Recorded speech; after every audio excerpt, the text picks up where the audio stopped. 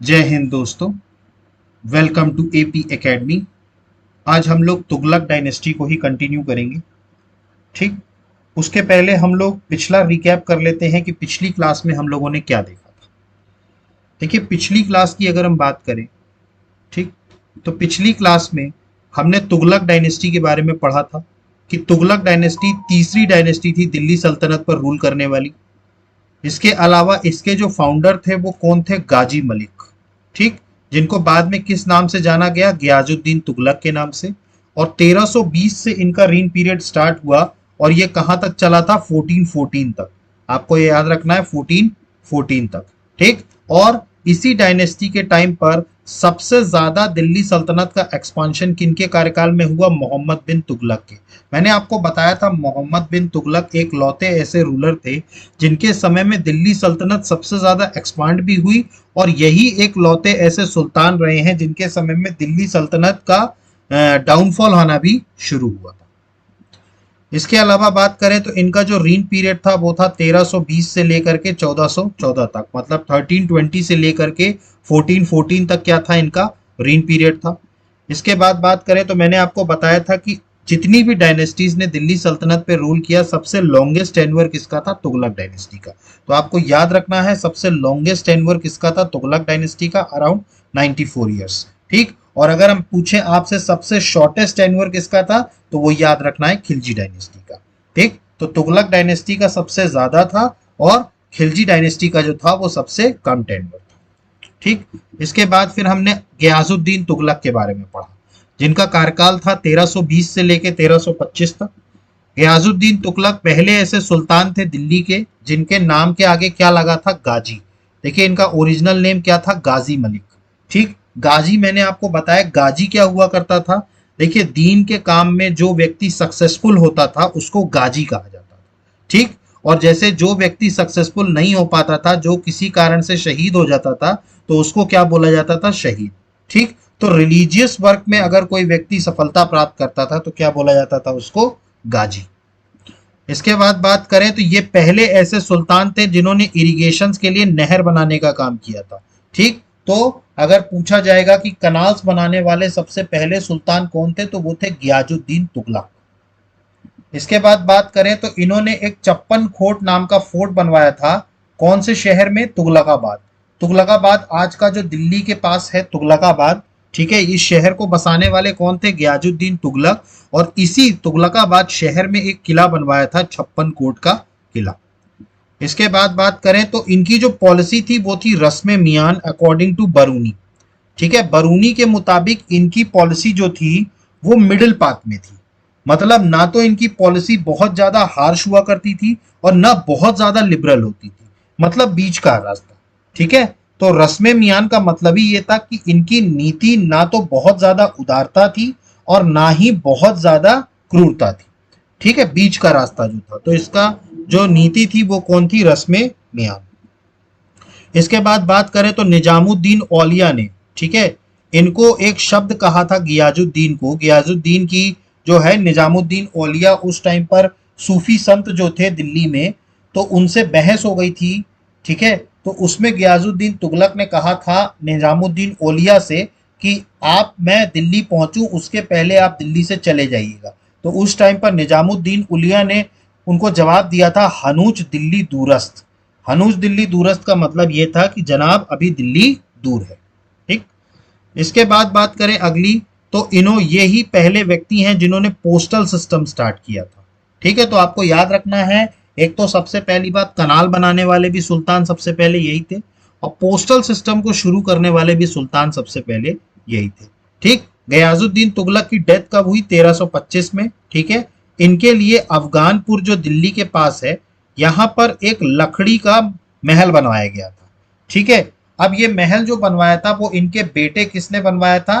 मोहम्मद बिन तुगलक ने, अपने पिता की शान में। ठीक। लेकिन चूंकि ये जो लकड़ी का जो महल था वो एक पिलर पे टिका हुआ था, तो वो पिलर गिरने के कारण ये पूरा का पूरा लकड़ी का महल जो है वो गिर पड़ा, और उसके नीचे क्या हो गई? सुल्तान की मृत्यु हो गई। ठीक। तो इस उस पे गयासुद्दीन तुगलक जो थे 1325 में उनका कोलैप्स हुआ। ठीक है।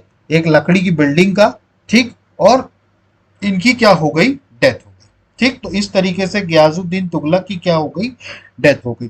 अब इसके बाद जो व्यक्ति सिंह दिल्ली के सुल्तान बनते हैं वो हैं मोहम्मद बिन तुगलक।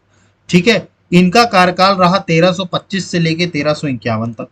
इनको बात करें तो इनका जो चाइल्डहुड नेम हुआ करता था वो हुआ करता था जौना खान। ठीक, जौना खान क्या होता था, इनका चाइल्डहुड नेम था। इसके अलावा बात करें तो ये सबसे एजुकेटेड सुल्तान था जो दिल्ली सल्तनत में बैठा था। मतलब दिल्ली सल्तनत में जितने भी सुल्तान गद्दी पर बैठे उनमें सबसे ज्यादा एजुकेटेड सुल्तान कौन था, मोहम्मद बिन तुगलक। ठीक, और इसको रूलर ऑफ फेलियर्स भी कहा जाता था। मतलब रूलर्स ऑफ फेलियर्स, इसका मतलब था असफलता का बादशाह।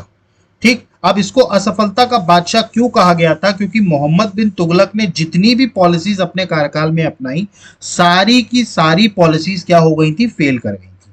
मतलब वो सक्सेस नहीं मिली थी, सब फेलियर हो गया था। इसीलिए इसको असफलताओं का बादशाह बोला गया। सारी असफल हुई थी, कोई भी सफल नहीं हुई थी। अब हमने इसके बाद मोहम्मद बिन तुगलक की पॉलिसीज देखी थी कि कौन कौन सी पॉलिसीज इन्होंने अपनाई थी। तो इनकी सबसे पहली पॉलिसी क्या थी, दोआब रीजन में, गंगा दोआब रीजन में इन्होंने टैक्स की लिमिट जो है वो 1/3 से क्या कर दी थी, हाफ कर दी थी। मैंने आपको बताया था 1/3 से हाफ कर दी थी। और उसी टाइम पर क्या हो गया था, गंगा दोआब रीजन में सूखा पड़ गया था, ड्रॉट आ गया था। ठीक है, आज सूखा पड़ने के कारण हुआ क्या कि फसल जो हो गई वो पूरी तरीके से नष्ट हो गई। लेकिन उसके बाद भी चूंकि सुल्तान ने ऑर्डर दे दिया था, इसी कारण से सुल्तान के जो लोग थे उन्होंने जबरदस्ती किसानों से जो है लगान जो है वो टैक्स जो है वो वसूल किया, जिसके कारण आंतरिक विद्रोह जो है वो मोहम्मद बिन तुगलक के खिलाफ हो गया। ठीक, क्योंकि देखिए क्या है, टैक्स अब सूखा पड़ा था, ठीक, लेकिन उसके बाद भी आप टैक्स में वृद्धि हो गई। ठीक, तो इसी कारण से फिर इन्हीं चीजों को दूर करने के लिए, ठीक, इन्होंने एक विभाग बनाया था। ठीक है, दीवाने कोही, इन्होंने एक विभाग बनाया, एग्रीकल्चर डिपार्टमेंट। मैंने आपको बताया था इन्होंने एक एग्रीकल्चर डिपार्टमेंट बनाया, दीवाने कोही। ठीक है, दीवाने कोही का काम यह था कि जो इसमें जो भी किसानों को कर्ज चाहिए, जैसे देखिए किसान को अगर खेती करनी है, ठीक, तो सरकार क्या कर रही थी, अपने तरफ से कर्जा प्रोवाइड कर रही थी उनको कि भाई आप ये पैसे लीजिए, खेती करिए, खेती करके अपनी फसल उगाइए, फसल से जो मुनाफा होगा उससे हमारा ब्याज समेत पैसा वापस करिए। तो ये काम कौन कर रहा था, दीवाने कोही। क्लियर है, क्लियर। ठीक, तो टैक्स को बढ़ाया गया, दोआब रीजन में 1/3 से हाफ कर दिया गया, लेकिन सूखा पड़ गया था। इसके बाद अगर हम बात करें, अगला जो कैंपेन था वो था खुरासान का कैंपेन। ठीक, अब देखिए खुरासान के कैंपेन में क्या हुआ, ईरान और इजिप्ट, ठीक है, इन दोनों की क्या चल रही थी, बहुत बुरी तरीके से लड़ाई चल रही थी। ठीक है, लेकिन उसके बाद क्या हुआ, धीरे धीरे क्या होने लगा, तो इन्होंने क्या किया, इन्होंने ये सोचा कि हम इसका फायदा उठाएं, और मोहम्मद बिन तुगलक ने एक बहुत बड़ी आर्मी तैयार करी। ठीक है, मतलब ये ईरान और इजिप्ट के कॉन्फ्लिक्ट का फायदा उठा करके इन क्षेत्रों पर भी राज कर लेना, ये इनकी सोच थी। ठीक, लेकिन इन्होंने उसके लिए क्या किया, मोहम्मद बिन तुगलक ने एक बहुत बड़ी सेना भी बना ली थी। ठीक, और सेना को सैलरी जो है, ये वेतन जो है वो एडवांस में दे दिया। ठीक, तो जब वेतन एडवांस में दे दिया और उसके बाद हुआ क्या, ईरान और इजिप्ट के बीच में क्या हो गई, मित्रता हो गई, सुलह हो गई। ठीक, तो उस कारण से वो अटैक हो नहीं पाया, वो कैंपेन हो नहीं पाया। लेकिन चूंकि ये क्या है, सैनिकों को तैयार कर चुके थे, विशाल सेना बना चुके थे, और उनको इवन भत्ता भी दे दिया साल भर का। ठीक है, मतलब उनको साल भर का क्या दे दिया था, वेतन भी दे दिया था, सैलरी भी दे दी थी। ठीक, लेकिन कुछ हुआ नहीं। ठीक, तो इस कारण से क्या हुआ, इनकी ये पॉलिसी भी क्या कर गई, फेल कर गई। इसके बाद अगला बात करें कराचिल कैंपेन की। देखिए कराचिल कैंपेन अपना जो अपना सेंट्रल एशिया वाला पार्ट है, ठीक है, चाइना, नॉर्थ चाइना की अगर हम बात करें, तो वहां पर मोहम्मद बिन तुगलक ने अपनी आर्मी भेजी थी। ठीक, लेकिन सेनापति को वहां के वातावरण का आंकलन नहीं हो पाया था। ठीक, जिसके कारण हुआ क्या कि चक्रवात तूफान जो आया, या बर्फीला जो तूफान आया, उसमें इनकी सेना फंस गई, और इनकी सेना का बुरी तरीके से कहां हुई, क्षति हुई। ठीक, लास्ट में बताया जाता है कि सिर्फ 3 लोग जो हैं उस सेना में वापस लौटे थे, और उन तीनों को भी मोहम्मद बिन तुगलक ने गुस्से में क्या कर दिया था, मार दिया था। ठीक, तो इनका कराचिल कैंपेन भी क्या हो गया, फेल कर गया। पूरी की पूरी सेना कहां शहीद हो गई, चाइना बॉर्डर पर। ठीक है, नॉर्दर्न चाइना में, जहां पर बर्फीले तूफान के कारण। ठीक, अगला जो इनका कैंपेन था वो था introduction of token currency. Campaign नहीं था, टोकन करेंसी का इंट्रोडक्शन किया था। देखिए टोकन करेंसी के बारे में मैंने आपको बताया था, एक ऐसी करेंसी जिनकी मुद्रा वैल्यू जो होती है वो उनकी मैन्युफैक्चरिंग कॉस्ट से ज्यादा होती है। जैसे आज की डेट में हम 500 रुपए का एक अगर हम नोट की बात करें तो क्या उस नोट को बनाने में 500 रुपए लगे हैं? नहीं, वो 500 रुपए से कम में बना है, ठीक, लेकिन उसकी वैल्यू क्या है? 500 रुपए। ठीक, तो ऐसे ही क्या होता है, इनको क्या बोला जाता है? Token currency. मतलब ऐसी करेंसी जिसको बनाने की वैल्यू कम हो इन कंपैरिजन टू उस कागज की वैल्यू के। ठीक, अब इनके समय में ठीक दो तरीके के सिक्के चलते थे। ठीक है, एक सिक्का चलता था जो था चांदी का, सिल्वर का सिक्का चलता था, और दूसरा जो चलता था वो कांसे का चलता था, ब्रॉन्ज का चलता था। ठीक है, ब्रॉन्ज या sorry I am sorry copper. ठीक, ठीक, कॉपर के सिक्के चलते थे। ठीक है, तो एक सिल्वर का सिक्का चलता था, ठीक है, इनके समय में, और एक किसका सिक्का चलता था? कॉपर का सिक्का चलता था। ठीक, तो इन्होंने क्या किया था कि जितने भी तांबे के या कॉपर के सिक्के हुआ करते थे उन सभी को डिक्लेयर कर दिया कि उनकी वैल्यू किसके बराबर है? सिल्वर कॉइन के बराबर। मतलब कि इन्होंने क्या किया, जितने भी कॉपर कॉइन थे, ठीक है, उनकी जितनी भी वैल्यू हुआ करती थी वो किसके बराबर हो गई? सिल्वर कॉइन के। ठीक, अब चूंकि तांबे का इस्तेमाल लोग बर्तनों के लिए भी किया करते थे क्योंकि सस्ते पड़ा करते थे तांबे, तो जैसे ही सुल्तान ने यह कहा कि भाई इन तांबे के सिक्कों की वैल्यू किसके बराबर हो गई? चांदी के बराबर हो गई, तो क्या हुआ, लोगों ने रातों रात फेक तांबे की करेंसी या हम कहें फेक कॉपर कॉइन जो है वो मार्केट में फ्लोट कर गए। क्योंकि लोग क्या करने लगे, अपने घर के जो तांबे के बर्तन हैं उनको पिघला के उन्होंने सिक्का बनाना शुरू कर दिया। ठीक, अब उस टाइम पर तो इस कारण से हुआ क्या कि मार्केट में जो हुआ वो एकदम से मुद्रा जो हो गई वो एकदम से बढ़ गई। और मुद्रा बढ़ती है तो आप जानते हैं क्या होता है? इन्फ्लेशन। कभी भी मार्केट में अगर मुद्रा बढ़ती है तो क्या होता है? इन्फ्लेशन होता है, महंगाई बढ़ती है। ठीक, तो इस कारण से हुआ क्या कि इनकी टोकन करेंसी की सोच भी क्या कर गई? फेल कर गई। ठीक, अब इसके बाद अगला जो था इनका, ठीक, वो था ट्रांसफर ऑफ कैपिटल। ये इनका सबसे बड़ा ब्लंडर था जो इनकी, जिसके कारण लोगों के मन में सुल्तान के लिए एक नफरत सी हो गई थी कि ये बिल्कुल ही बावला सुल्तान है एक तरीके से कहा जाए। इस टाइम पर जो दिल्ली थी, इनकी राजधानी हुआ करती थी दिल्ली।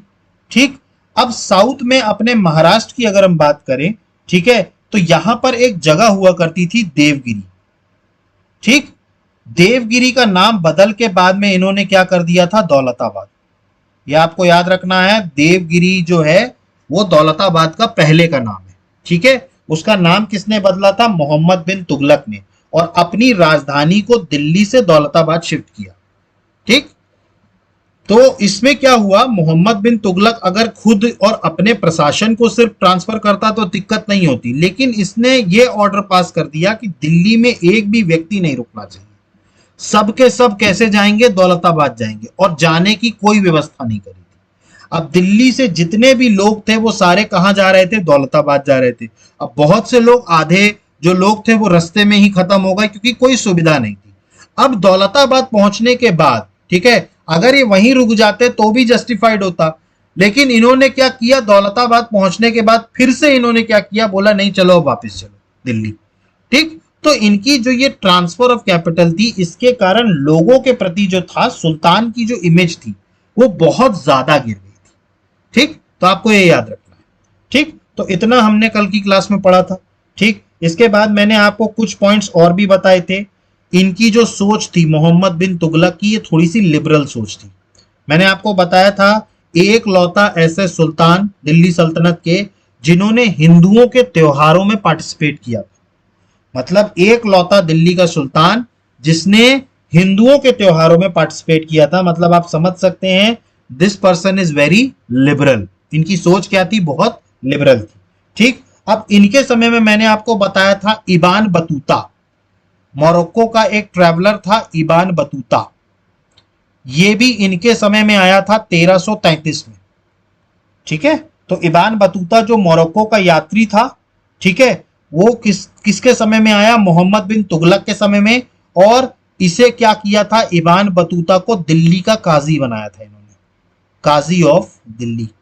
तो आपको ये याद रखना है इबान बतूता कौन थे? ये मोरक्को ट्रैवलर थे जो मोहम्मद बिन तुगलक के टाइम पे कहां आए थे? दिल्ली में आए थे, और इनको दिल्ली का काजी किसने बनाया था? मोहम्मद बिन तुगलक ने।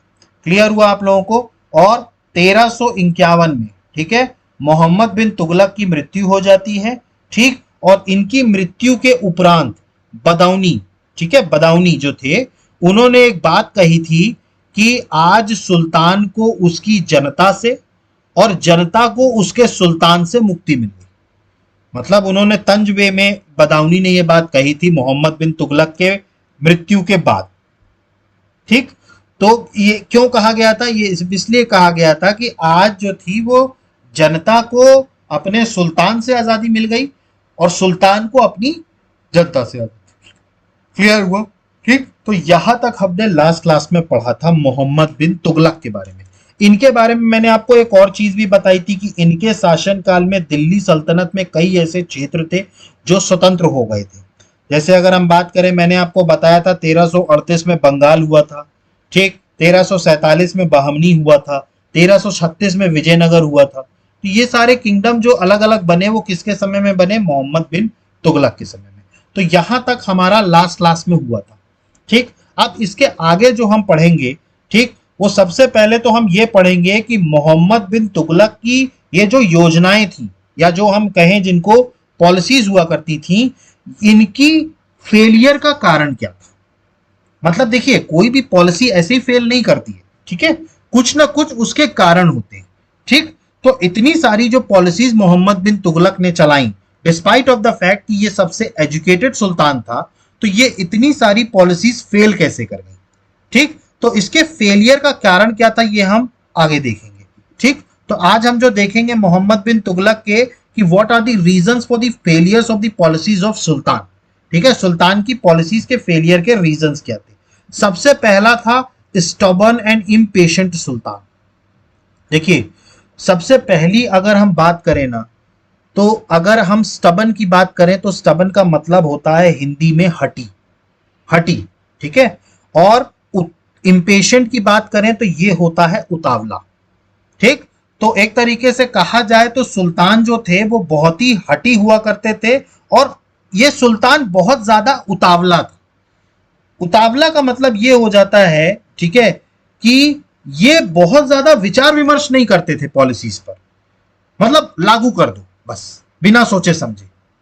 जैसे अगर आप बात करें तो इन्होंने जो जो युद्ध होने वाला था, ठीक है, खुरासान कैंपेन, ठीक है, इन्होंने उसके लिए वेट नहीं किया कि मतलब देख लेते हैं कि भाई आगे के हालात क्या होंगे उस हिसाब से सेना तैयार करें। नहीं साहब, एक साल पहले से, एक तो पहले से सेना तैयार कर ली और ऊपर से सबसे बड़ा वो कि एक साल का उनको वेतन भी दे दिया। तो आप समझ सकते हैं कि बिना कुछ विचार विमर्श किए, ठीक है, बिना किसी चीज के, ठीक है, कोई भी गंभीरता ना होना, ठीक, मतलब गंभीरता से कोई विचार विमर्श किए बिना अगर कोई फैसला ले लेता है, मतलब कि क्या है, उसके अंदर उतावलापन है, ठीक है, उसके अंदर क्या है, उतावलापन है, ठीक। और अगर मान लीजिए कि योजना जो है वो पूरी रूप से सफल भी नहीं हो पाई थी, तो ये क्या करते थे, योजना को बीच से ही छोड़ देते थे। मतलब जैसे कि अगर हम टोकन करेंसी की बात करें तो इनको जैसे ही पता चला कि लोगों ने बहुत सारे कॉपर के कॉइन, इन्होंने तुरंत उसको रद्द कर दिया। मतलब उसका कोई सॉल्यूशन ढूंढने का प्रयास नहीं किया कि साहब इसका कोई सॉल्यूशन ढूंढा जाए, नहीं, उसको तुरंत निरस्त कर दिया। मतलब अपने ही योजनाओं को, ठीक है, संपूर्ण रूप से पूर्ण हुए बिना ही छोड़ दिया करते थे, ठीक है। और अगर हम बात करें तो बिना पूरी तैयारी के लागू करना, देखिए तैयारी पूरी की नहीं और लागू कर दिया, ठीक। तो उस हिसाब से क्या था कि ये जो थे बहुत ज्यादा हठी और उतावलापन जो था सुल्तान का, ये एक बहुत बड़ा रीजन था पॉलिसीज के फेलियर का। इसके बाद अगला अगर हम बात करें तो हार्श पनिशमेंट पॉलिसी। देखिए, चूंकि मोहम्मद बिन तुगलक जो था ये बड़ा ही उतावला सुल्तान था, तो इस कारण से होता क्या था कि जैसे ही इसकी पॉलिसीज फेल करती थी ना, तो ये अपना किए का गुस्सा जो है वो लोगों पर निकालता था। लोगों पर किस तरह निकालता था कि मतलब इतनी असफलताएं निरंतर हो रही थी सुल्तान की, तो उसकी जो खींच थी, ठीक है, तो वो एक तरीके से अपना मोहम्मद बिन तुगलक आपा खो बैठता था, ठीक। और छोटी सी गलती के लिए भी मृत्यु दंड दे दिया करता था। मतलब आप कल्पना कर सकते हैं कि छोटी सी गलती के लिए भी ये क्या किया करता था, मृत्यु दंड दे दिया करता था। तो मतलब इसकी जो दंड की नीति थी वो बहुत ज्यादा हार्श और कठोर थी। ठीक, तो जब इतनी ज्यादा कठोर और हार्श होती है आपकी पॉलिसी दंड देने की, तो जाहिर सी बात है वो जनता जिसको आप दंडित कर रहे हो छोटी से छोटी कारण पे, वो आपका सहयोग क्यों करेगी। जब आप अपनी पनिशमेंट की पॉलिसी इतनी ज्यादा हार्श रखेंगे तो वो आपका सपोर्ट नहीं करेगी। ठीक, तो इनकी जो पॉलिसी हुआ करती थी वो हार्श हुआ करती थी, इस कारण से जनता का सहयोग नहीं मिला कभी सुल्तान। ठीक है, सुल्तान को कभी भी जनता का सहयोग नहीं मिला। ठीक, इसके बाद अगला अगर हम बात करें तो ऑपोजिशन ऑफ उलेमा क्लास। देखिए, मैंने आपको बताया था कि इनके यहाँ धर्म में जो बात करें तो धर्म को राजनीति से अलग करने वाले कौन थे? खिलजी थे। ठीक है, इसके बाद जब गयाजुद्दीन तुगलक ने जब तुगलक वंश की स्थापना करी तो उन्होंने क्या किया, थोड़ा सा मॉडरेट पॉलिसी रखी। ठीक है, मतलब बहुत ज्यादा हार्श नहीं रखी। अब ये मोहम्मद बिन तुगलक भी चूंकि क्या थे, लिबरल थे। मैंने आपको बताया था हिंदू त्योहारों में भी जाने वाला सबसे पहला सुल्तान था ये। ठीक, तो इसके कारण हो क्या रहा था कि उलेमा क्लास जो था वो धीरे धीरे क्या हो रहा था, नाराज हो रहा था इनसे। ठीक है, क्योंकि इन्होंने क्या कर दिया था, देखिए मोहम्मद बिन तुगलक एक तो सबसे पहली बात तो एजुकेटेड था। ठीक है, दूसरा इसने उलेमा क्लास से कोई सलाह लेना जरूरी नहीं समझता। ठीक, ये उलेमा क्लास से सलाह नहीं लेता था। ठीक है, या हम कहें कि उलेमा वर्गों के हाथों की कठपुतली बनने से इसने इनकार कर दिया था। और इसी कारण से इवन अगर उलेमा क्लास में भी कोई व्यक्ति अगर गलती कर देता था तो उसको भी ये बहुत कठोर दंड देता था। ठीक, तो उसके कारण हुआ क्या कि जो उलेमा क्लास था, ठीक है, वो कहीं ना कहीं क्या बन गया, विद्रोही बन गया। ठीक, अगला जो था निग्लेक्ट ऑफ एडवाइजर्स। इसका मतलब था कि अपने सलाहकारों की उपेक्षा करना। देखिए, आप कितने भी सुल्तान कितने भी पावरफुल हों, लेकिन वो अपने साथ अच्छे से अच्छे सलाहकार रखते थे। अगर हम बात करें, आगे हम पढ़ेंगे मुगलों में, जब हम मुगल्स पढ़ेंगे तो मुगल में एक लौता ऐसा शासक जो अनपढ़ था, जो थे अकबर। लेकिन उसके बाद भी अकबर के काल को स्वर्णिम काल कहा जाता है। कारण, उन्होंने जो सलाहकार रखे थे अपने, ठीक है, वो बड़े अच्छे सलाहकार रखे थे और वो अपने सलाहकारों की बात सुनते थे। ठीक है, उनके परामर्श को सुनते थे। मानना ना मानना वो बात की बात है, लेकिन वो क्या करते थे, अपने उनके परामर्शों को सुनते थे। लेकिन मोहम्मद बिन तुगलक के साथ क्या था कि ये पढ़ा लिखा था, एक तो सबसे पहला सबसे ज्यादा पढ़ा लिखा था। और पढ़े लिखे लोगों में एक प्रॉब्लम होती है कि वो अपने आप को सर्वशक्तिमान समझते हैं, वो किसी की सलाह नहीं सुनना चाहते। आप कभी भी एक बहुत ज्यादा पढ़े लिखे व्यक्ति से बात करेंगे तो वो किसी की सलाह नहीं सुनना चाहता, क्योंकि वो अपने आप को बहुत समझदार समझता है। यही इनके साथ भी था, मोहम्मद बिन तुगलक के साथ। ये अपने आप को इतना समझदार समझते थे कि ये समझते थे कि भाई किसी से भी अपने एडवाइजर से परामर्श लेना मतलब अपनी बेइज्जती कराने जैसा, कि साहब हम इनसे सलाह लेंगे क्या। तो ये भी एक रीजन था पॉलिसीज के फेलियर का। जब आप किसी से सलाह नहीं लेते हो, भाई अगर सलाह लेने की जरूरत नहीं है तो जो मंत्रिमंडल बनता है वो क्यों बनता है, प्रधानमंत्री अकेले फैसला ले ले। लेकिन ऐसा नहीं होता। क्या होता है, लोगों से एडवाइजर्स जो आसपास होते हैं वो सलाह सलाह के रूप में दिए जाते हैं। ठीक, तो ये क्या कर रहा था, चूंकि ये इतना पढ़ा लिखा व्यक्ति था तो ये किसी का परामर्श जो था वो निग्लेक्ट करता था, मतलब सुनता ही नहीं था। ठीक, तो इस कारण से भी क्या होने लगा, परिणाम स्वरूप इसकी जितनी भी योजनाएं थी वो सारी क्या होने लगी, असफल होने लगी। नेक्स्ट अगर हम बात करें, प्लान्स अहेड ऑफ टाइम। देखिए, इनकी जो योजनाएं थी वो उस समय के लिए नहीं थी, हाँ बाद के लिए वो योजना एक तरीके से कहा जाए तो बहुत अच्छी रही।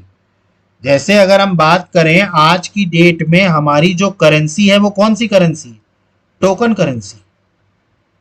मतलब हम 2024 में जो नोट यूज कर रहे हैं वो टोकन करेंसी है। आप कल्पना कर सकते हैं कि आज 2024 और 700 750 साल पहले मोहम्मद बिन तुगलक ने इसको इंट्रोड्यूस किया था। तो आप कल्पना कर सकते हैं कि इनकी वो जो पॉलिसी थी टोकन करेंसी वाली, वो कितनी दूरदृष्टि वाली थी। आज की डेट में कोई भी देश में, कोई भी मतलब वर्ल्ड में हो, सभी जगह टोकन करेंसी यूज होती है। तो आप कल्पना कर सकते हैं कि इसकी ये जो पॉलिसी थी वो दूरदृष्टि के हिसाब से बहुत अच्छी थी, लेकिन उस टाइम के लोग इसको नहीं समझ पाए। तो मोहम्मद बिन तुगलक की कुछ योजनाएं जो थी वो बहुत आगे के लिए थी। ठीक, जैसे ये टोकन करेंसी वाला, ठीक, सांकेतिक मुद्रा वाला, ठीक, ये आज भी यूज हो रहा है। ठीक, अब आप सोचिए 750 साल पहले एक व्यक्ति ने इंट्रोड्यूस किया था इसको। ठीक, तो इनकी जो योजनाएं थी वो समय से बहुत आगे की थी। ठीक, ये भी एक रीजन था पॉलिसीज के फेलियर का। इसके बाद अगला अगर हम बात करें तो अगला जो था वो था अनफेवरेबल सर्कमस्टेंसेस। ठीक, मतलब कि प्रतिकूल परिस्थिति। देखिए कई बार क्या होता है, आप कितनी भी अच्छी योजना बना लें, लेकिन कई बार आपकी परिस्थिति आपके फेवर में नहीं होती ना, तो कई बार वो अच्छी योजना भी उलट जाती है। जैसे अब इनकी अगर हम बात करें मोहम्मद बिन तुगलक की, तो इन्होंने, चूंकि इनको पता था कि गंगा दोआब रीजन में बहुत अच्छी फसल होती है, इसीलिए इन्होंने टैक्स को बढ़ाने का काम किया कि भाई 1/3 से हम हाफ करेंगे तो सरकारी खजाने में पैसा ज्यादा आएगा। ठीक, अब इनको तो ये नहीं पता था कि सूखा पड़ जाएगा। अब सूखा पड़ जाना, इसमें इंसान की गलती तो नहीं हो सकती। तो एक तरीके से कहा जाए तो सुल्तान ने सोचा तो ठीक था कि साहब वहां से अच्छी फसल होती है वहां पर, तो वहां से टैक्स हम ले सकते हैं, लेकिन अब सूखा पड़ गया ये सुल्तान को थोड़ी पता। तो कई बार ऐसे सरकमस्टेंसेस भी हो गए जिसके कारण पॉलिसी फेल कर गई। आप समझ रहे हैं, जिनके कारण क्या हो गई, पॉलिसी फेल कर गई। ठीक, अब जो कराचिल का अभियान था, ठीक, अब वो अभियान तो सही था, लेकिन उनको नहीं पता था कि मौसम ऐसा आ जाएगा, चक्रवात तूफान आ जाएगा और सब बह जाएंगे। तो ये क्या हुआ, सरकमस्टेंसेस ऐसे बन गए। क्लियर। तो कई ऐसे कारण अनफेवरेबल सरकमस्टेंसेस के भी थे जिसके कारण प्रतिकूल परिस्थिति जो थी वो सही नहीं थी, इस कारण से भी पॉलिसी का फेलियर। ठीक, तो ये सारे क्या थे, ये सारे रीजंस थे। ठीक, सबसे पहला था स्टबर्न एंड इम्पेशेंट सुल्तान, दूसरा था हार्श पनिशमेंट पॉलिसी, तीसरा था ऑपोजिशन ऑफ उलेमा क्लास, चौथा neglect of advisers, plan ahead of time और अनफेवरेबल सर्कमस्टेंसेस। ये सारे क्या थे, रीजंस थे for the failures of the policies of the सुल्तान। क्लियर। तो मोहम्मद बिन तुगलक आपको समझ में आया, इनकी पॉलिसीज समझ में आई, इनकी पॉलिसीज क्यों फेल कर गई वो समझ में आया। ठीक, अब मोहम्मद बिन तुगलक की मृत्यु के बाद 1351 में, इनकी मृत्यु के बाद इनका चचेरा भाई जो गद्दी पर बैठता है उसका नाम है फिरोज शाह तुगलक। ठीक, तो जो अगला तुगलक शासक बनेगा ये बनेगा फिरोज शाह तुगलक। ठीक, 1351 से लेकर के 1388 तक। ठीक, अब फिरोज शाह तुगलक के बारे में आपको यह याद रखना है कि ये दिल्ली सल्तनत का पहला ऐसा सुल्तान था जिसका राज्य अभिषेक, ठीक, या हम कहें राज तिलक 2 बार हुआ।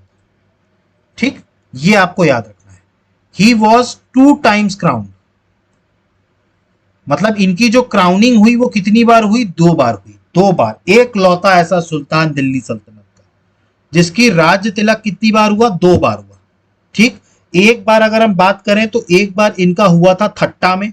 ठीक है, एक बार आपको याद रखना है, पहला जो हुआ था वो हुआ था थट्टा में। ठीक है, इनका राज तिलक। उसके बाद जो दूसरा हुआ वो कहां हुआ, दिल्ली में। ठीक, तो इनके 2 बार राज तिलक हुए फिरोज शाह तुगलक के, ये याद रखना है आपको। 2 टाइम्स क्राउन, एक बार हुआ थट्टा में और दूसरा हुआ दिल्ली में। He was the first sultan of Delhi who crowned twice. 2 बार राज तिलक होने वाला पहला सुल्तान जो था दिल्ली सल्तनत का वो कौन था, फिरोज शाह तुगलक। इसके बाद अगला पॉइंट अगर हम बात करें तो इनके समय में देखिए फिरोज शाह तुगलक की जो पॉलिसी थी अब वो मोहम्मद बिन तुगलक से बिल्कुल उलट थी। ठीक, मोहम्मद बिन तुगलक से क्या थी, बिल्कुल उलट थी। चूंकि मोहम्मद बिन तुगलक थोड़ा सा लिबरल था, ये बहुत ज्यादा कट्टर था। ही इज वेरी रेडिकल, मतलब इसकी पॉलिसी जो थी वो बहुत ज्यादा रेडिकल थी। मतलब एक तरीके से कहा जाए कट्टर इस्लामिक था, कट्टर इस्लामिक। ठीक, और वो भी सुन्नी क्लास का। ठीक, किस क्लास का था ये, सुन्नी क्लास का। तो इसके समय में उलेमा, अब देखिए चूंकि ये कट्टर सुन्नी मुसलमान था, ठीक, तो इस कारण से होगा क्या कि ये धर्म को क्या करेगा, राजनीति से जोड़ेगा। तो अभी तक जो उलेमा वर्ग, ठीक है, जिनका इंटरफेरेंस नहीं हो रहा था पॉलिटिक्स में, वापस से फिरोज शाह तुगलक के सुल्तान बनने के बाद वापस से उलेमा क्लास कहां आने लगा, पॉलिटिक्स में आने लगा। ठीक है, और उलेमाओं को ही क्या बना दिया गया, एक तरीके से न्यायाधीश बना दिया गया। मतलब जुडिशियल सिस्टम जो हो गया वो किसके हाथ में आ गया, उलेमाओं के हाथ में। मतलब उलेमाओं का, ठीक है, इंपॉर्टेंस जो होने लगा वो फिरोज शाह तुगलक के कार्यकाल में बढ़ने लगा। देखिए मोहम्मद बिन तुगलक से उलेमा क्लास क्यों नाराज था, क्योंकि मोहम्मद बिन तुगलक जो थे वो उलेमा क्लास को भज नहीं रहे थे। फिरोज शाह तुगलक ने जो किया वो उल्टा किया। इन्होंने क्या किया, मोहम्मद बिन तुगलक से अपोजिट पॉलिसी अपनाई, और चूंकि ये कट्टर इस्लामिक था तो इस कारण से वापस से उलेमा क्लास ने क्या कर दिया, इंटरफेयर करना शुरू कर दिया, किसमें, पॉलिटिक्स में।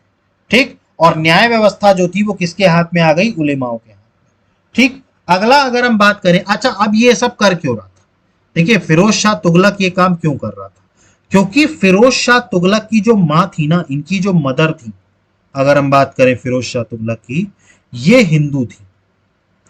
इनकी जो मदर थी वो कौन थी, हिंदू थी। ठीक है, अब चूंकि वो हिंदू राजपूत थी, ठीक है, इसलिए उसको स्वयं को कट्टर इस्लामिक घोषित करने के लिए भी वो ये काम कर रहा था। मतलब देखिए क्या होता है कि जैसे अब आपकी मदर हिंदू है, ठीक है, हिंदू राजपूत है, तो जो बाकी वर्ग होता है वो आपको शक की निगाह से देखता है कि साहब आपकी पॉलिसीज जो होंगी वो हिंदुओं के प्रति थोड़ी सी क्या होंगी, लीनियंट होंगी। तो उनके शक को दूर करने के लिए, ठीक, मतलब सिर्फ उनके शक को दूर करने के लिए फिरोज शाह तुगलक ने इतनी हार्श और एकदम रेडिकल पॉलिसीज अपनाई। मतलब जिसे कहा जाए कट्टर इस्लामिक पॉलिसी।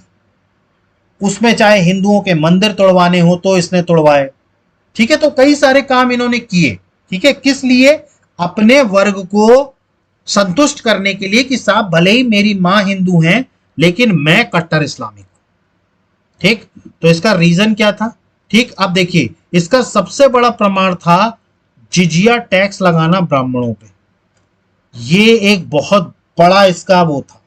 देखिए जैसे इस्लाम में मुसलमानों में उलेमा वर्ग होता है, जो कि एक तरीके से कहा जाए तो धर्म के सबसे प्रधान होते हैं।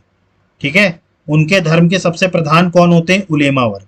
वैसे ही अगर हम हिंदू धर्म की बात करें तो हिंदू धर्म में जो ब्राह्मण होते हैं, ठीक है, वो एक तरीके से रूलिंग क्लास होता है, या उलेमा वर्ग, राजनीति सॉरी रिलीजियस तौर पर, धार्मिक तौर पर वो रूलिंग क्लास कौन होता है, ब्राह्मण होता है। लेकिन अगर हम मुसलमानों की बात करें तो उनके लिए कौन होता है, उलेमा होता है।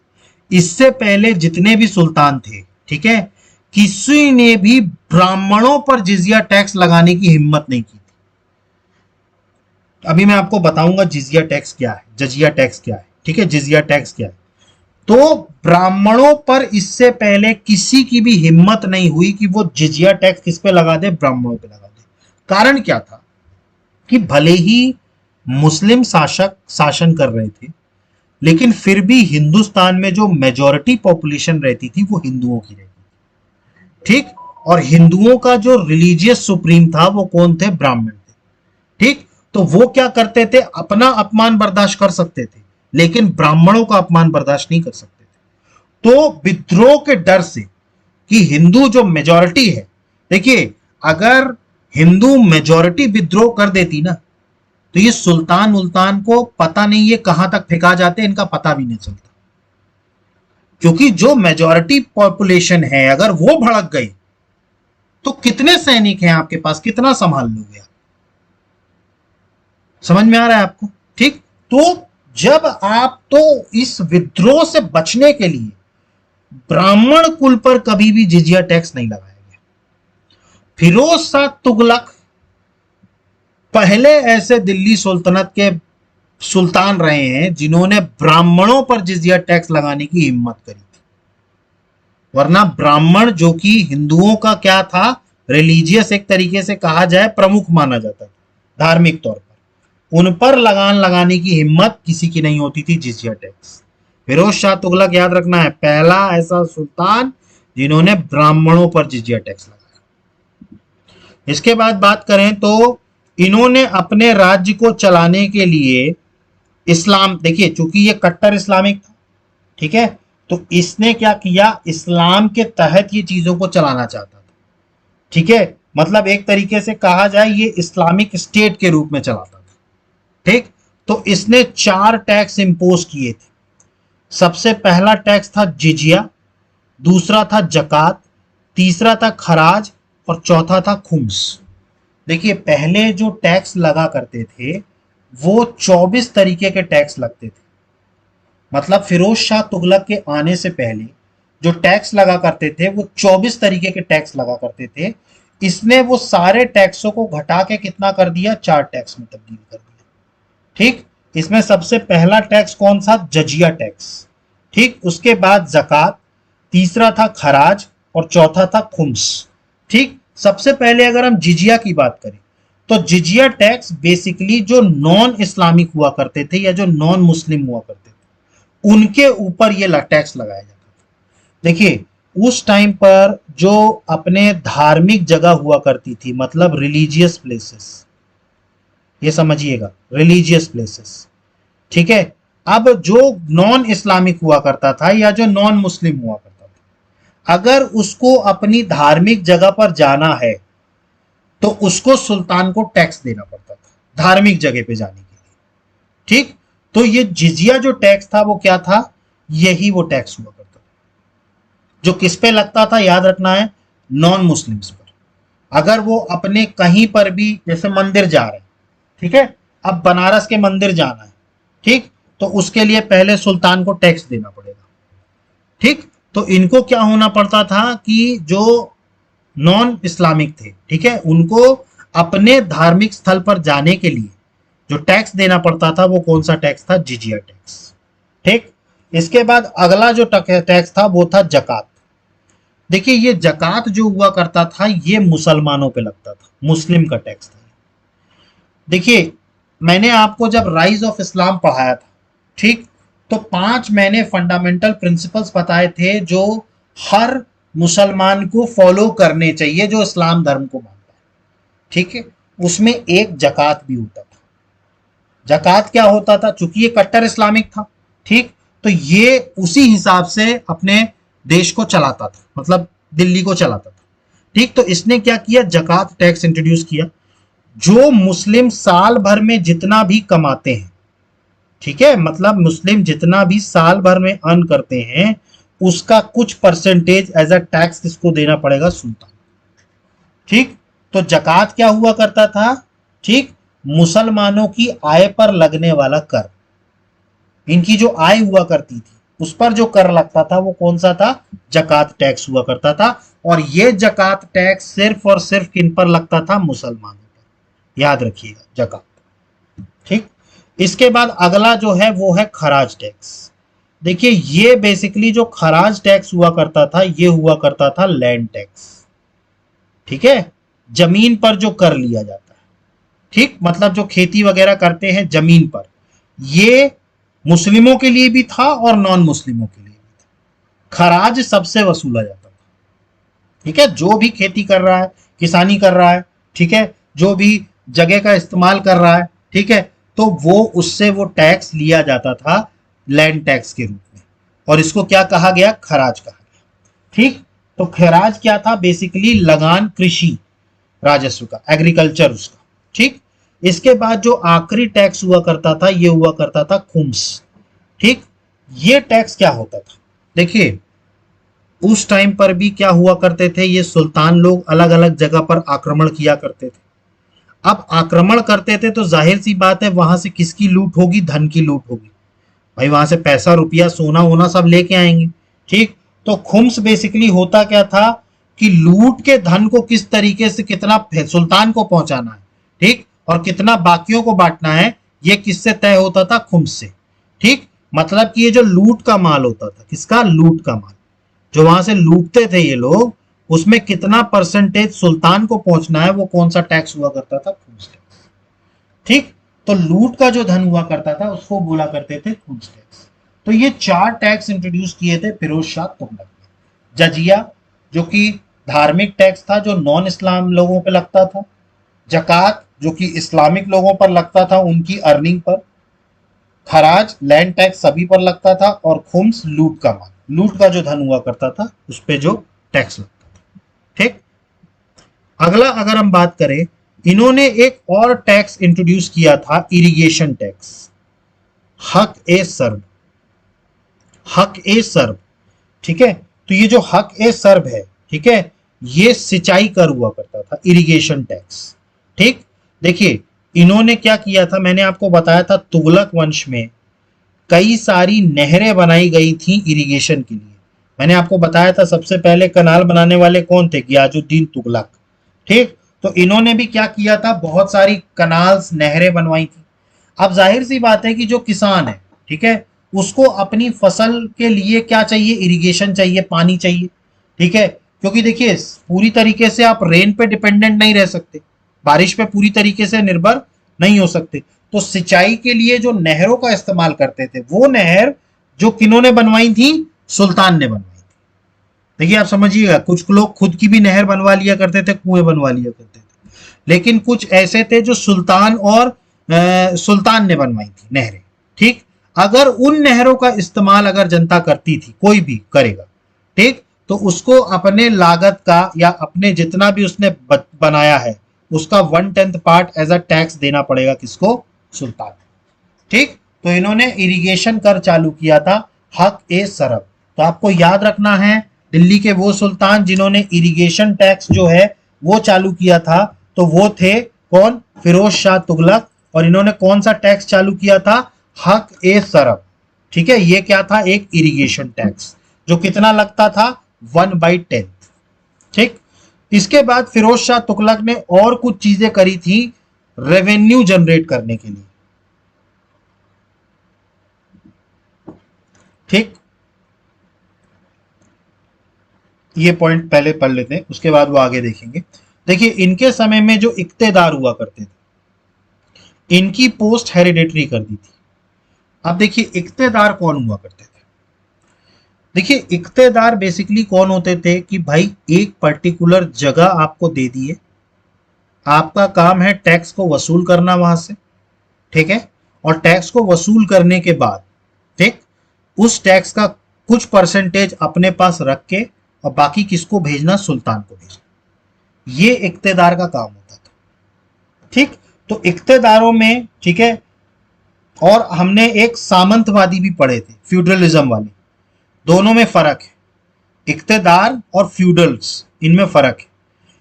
फ्यूडल्स को सिर्फ और सिर्फ वो जमीन नहीं दी जाती थी, वहां पर जितना भी लॉ एंड ऑर्डर या एडमिनिस्ट्रेशन है या सेना है वो भी उनको रखने को दे दिया जाता। लेकिन इक्तेदारों के साथ ऐसा नहीं था, वहां का एडमिनिस्ट्रेशन वगैरह वो सारी चीजें तो सुल्तान देखेगा। इक्तेदार का काम सिर्फ इतना है कि वहां से जो टैक्स कलेक्ट हो रहा है उसको कलेक्ट करेगा, कुछ परसेंटेज अपने पास रखेगा और बाकी किसको भेजेगा, सुल्तान को भेजेगा। इनके समय में इक्तेदार की पोस्ट क्या हो गई थी, हेरिडेटरी। हेरिडेटरी का मतलब होता है वंशानुगत, मतलब कि अगर कोई इक्तेदार बन गया, ठीक, तो उसके बाद अगला इक्तेदार उनका बेटा ही बनेगा। समझे आप। ठीक, मतलब कि कोई अगर बन गया इक्तेदार, ठीक, तो अब उसके मरने के बाद उसका बेटा ही इक्तेदार बनेगा अगला। तो समझ में आया आपको, तो इक्तेदार आपको समझ में आया कौन हुआ करते थे। तो इनके समय में इक्तेदारों की पोस्ट जो थी वो वंशानुगत कर दी गई थी। अगला पॉइंट अगर हम देखें तो फिरोज शाह तुगलक ने गरीबों के लिए एक अस्पताल बनवाया था, ये नाम आपको याद रखना है, दारुल सफा। ठीक, फिरोज शाह तुगलक ने एक गवर्नमेंट हॉस्पिटल बनवाया था गरीब लोगों के लिए। देखिए फिरोज शाह तुगलक की अगर आप पॉलिसी को देखेंगे ना, तो इनकी पॉलिसी गलत नहीं थी, मतलब इन्होंने जो काम किए थे वो गलत नहीं किए थे। देखिए आप सरकारी अस्पताल इन्होंने बनवाया, ठीक है, आगे भी हम देखेंगे। इनका प्रॉब्लम ये था, चूंकि ये कट्टर इस्लामिक थे, तो ये सिर्फ मुसलमानों के लिए करते थे। चाहे अस्पताल बनवाना हो, चाहे उनको खैरात में कोई चीज देनी हो, तो ये किया करते थे सिर्फ मुसलमानों के लिए।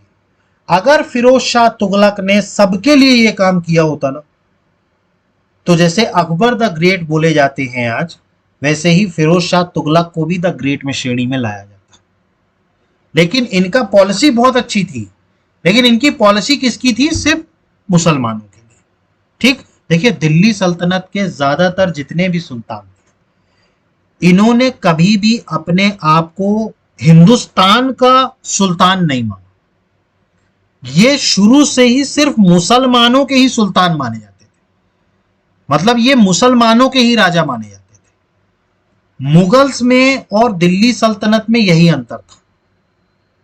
मुगल जिस दिन से भारत में आए, वो अपने आप को पूरे भारत का राजा बोलते थे, वो सिर्फ मुसलमानों का राजा नहीं बोलते थे। ठीक, तो दिल्ली सल्तनत के पतन का एक कारण भी ये बना। आगे चल के जब हम इनके दिल्ली सल्तनत में पतन के कारण देखेंगे, तो यही देखेंगे कि एक बड़ी मेजॉरिटी को निग्लेक्ट करना, ये इनका सबसे बड़ा पतन का कारण बना दिल्ली सल्तनत वालों का। क्योंकि जो मेजॉरिटी में है, आप भले ही आप रूल कर रहे हैं, लेकिन आप उनको नजरअंदाज नहीं कर सकते। ये बात आप समझ लीजिए। ठीक, तो ये चीजें थी। तो फिरोज शाह तुगलक ने एक गवर्नमेंट हॉस्पिटल बनवाया, दारुल सफा। वो भी किसके लिए? मुसलमानों के लिए। जो गरीब मुसलमान है उनके इलाज के लिए क्या बनवाया? दारुल सफा। इसके बाद अगर हम बात करें फिरोज शाह तुगलक के समय, तो फिरोज शाह तुगलक अपने गुलामों के लिए भी बहुत फेमस रहे। देखिए इनके टाइम पर सबसे ज्यादा गुलाम हुआ करते थे 1,80,000। मतलब फिरोज शाह तुगलक के पास सबसे ज्यादा गुलाम थे, 1,80,000। और इनकी केयर करने के लिए स्पेशल एक डिपार्टमेंट बनाया गया, दीवाने बंदगा। मतलब आप कल्पना कर सकते हैं कि सिर्फ इन जो गुलाम थे, इनकी केयर करने के लिए एक सेपरेट डिपार्टमेंट बनाया गया, दीवाने बंदगान। किसने बनवाया? फिरोज शाह तुगलक ने। याद रखिएगा, फिरोज शाह तुगलक ने। किसके लिए बनवाया? गुलामों के लिए। अगला अगर हम बात करें, तो सुल्तान ने नौकरी के लिए एक ऑफिस बनवाया फॉर मुस्लिम्स। देखिए मैं बता रहा हूं ना आपको, आप देखिए सोचिए, रोजगार के लिए ये व्यक्ति काम कर रहा है। एम्प्लॉयमेंट ऑफिस बनाया उस टाइम पर रोजगार देने के लिए, लेकिन किसके लिए बनाया? सिर्फ मुसलमानों के लिए। और इन्होंने एक नया डिपार्टमेंट बनाया, दीवाने खैरात। ये मैंने आपको बताया था, दीवाने खैरात। खैरात देने के लिए किनको? मुस्लिम ऑर्फन वुमेन्स, विडोज और लड़कियों को। मतलब कि जो मुसलमान महिलाएं हुआ करती थी, उनके लिए क्या बनाया गया था? दीवाने खैरात। इवन एम्प्लॉयमेंट ऑफिस भी जो युवाओं को रोजगार देने के लिए बनाया गया था, वो भी किसके लिए बनवाया गया था? मुसलमानों के लिए। तो अगर आप इनके काम देखेंगे फिरोज शाह तुगलक के, तो काम तो इन्होंने बहुत अच्छे किए, लेकिन किए किनके लिए? सिर्फ मुसलमानों के लिए। अगर ये सबके लिए करते, तो इनका रुतबा जो है वो इतिहास में अलग होता। इसके बाद अगर हम बात करें अगला, ठीक, इन्होंने एक पेंशन डिपार्टमेंट भी बनाया। ठीक, जो बूढ़े लोग हो जाते हैं, जो कमा नहीं सकते, आप सोचिए, देखिए कितना बढ़िया, एक तरीके से कहा जाए कि कितनी अच्छी सोच थी, लेकिन बस सिर्फ मुसलमानों के लिए था। प्रॉब्लम ये थी। दीवाने इस्तिका, ये भी किसने बनवाया? फिरोज शाह तुगलक ने। डिपार्टमेंट बनवाया, पेंशन डिपार्टमेंट। किसके लिए? जो बूढ़े लोग हुआ करते थे, जो कमा नहीं सकते थे, उनको पेंशन देने के लिए। ठीक, अगला अगर हम बात करें, तो फिरोज शाह ने पीडब्ल्यूडी विभाग बनाया, पब्लिक वर्क्स डिपार्टमेंट। देखिए पीडब्ल्यूडी विभाग आज भी है, स्टेट गवर्नमेंट के अंतर्गत आता है। हमारे देश में जो सड़कें वगैरह बनती हैं, वो कौन बनाता है? पीडब्ल्यूडी बनाता है। ठीक, तो फिरोज शाह ने क्या किया? एस्टेब्लिश किया पीडब्ल्यूडी डिपार्टमेंट।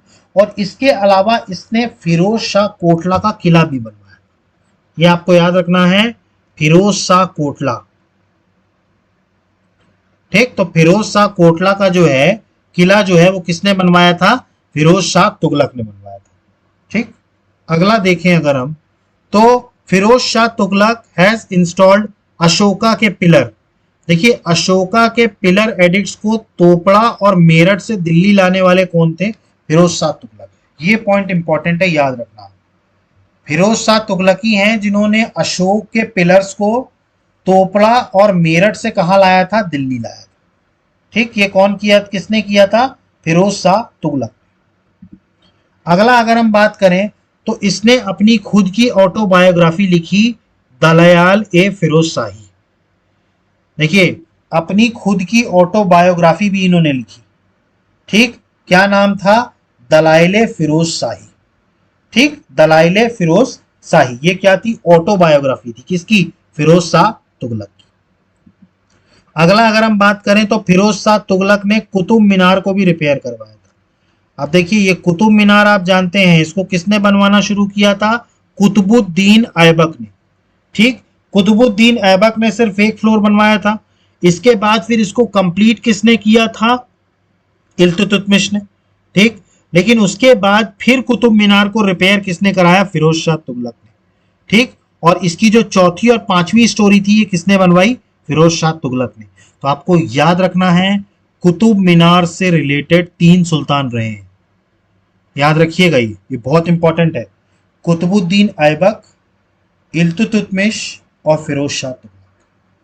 क्वेश्चन ये मोस्ट प्रोबेबली पूछा जा सकता है, तुगलक वंश का कौन सा ऐसा शासक था जिसने कुतुब मीनार को रिपेयर करने का काम किया था, वो थे फिरोज शाह तुगलक, ये याद रखिए।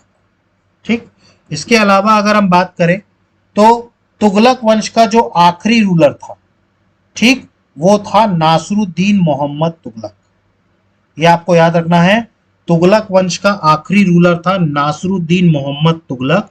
और इसी के समय में तैमूर तैमूर लंग जो थे, ठीक, वो क्या करेंगे, दिल्ली पर आक्रमण करेंगे। ठीक, तो ये जो तैमूर लंग थे, ठीक है, आगे हम एक लेक्चर इस पे बनाने वाले हैं। ये तुगलक वंश खत्म होने के बाद तैमूर का आक्रमण, तैमूर इन्वेजन कब हुआ था, 1398 में।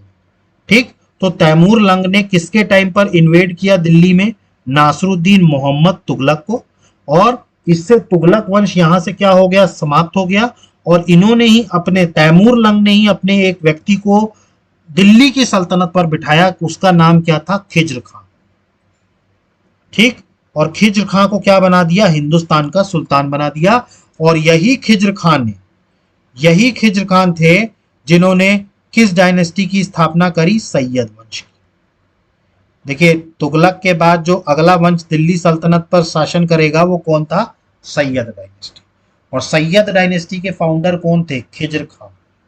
खिज्र खां किसके व्यक्ति, किसका आदमी था, तैमूर लंग का। तैमूर लंग जिन्होंने आक्रमण किया था, कब, तुगलक वंश का आखिरी शासक था नासरुद्दीन मोहम्मद तुगलक। समझ में आया आपको ये। ठीक, तो ये था पूरा फिरोज शाह तुगलक के बारे में। देखिए, फिरोज शाह तुगलक के बारे में एक पॉइंट जो मैं यहाँ नोट कराना भूल गया हूँ, आपको फिरोज शाह तुगलक के बारे में एक और चीज याद रखनी है।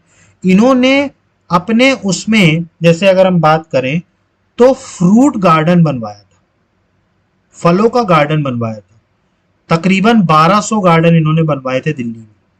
मतलब कि जो फलों के गार्डन हुआ करते थे, इसमें क्या करते थे, ये फल उगाते थे, ठीक है, और उसे फिर मार्केट में बेचा करते थे। ठीक, मतलब ये फ्रूट गार्डन जो बनाने का पर्पस ये था कि फलों को मार्केट में बेचा जा सके। ठीक, तो इन्होंने करीबन 1200 फ्रूट गार्डन बनवाए।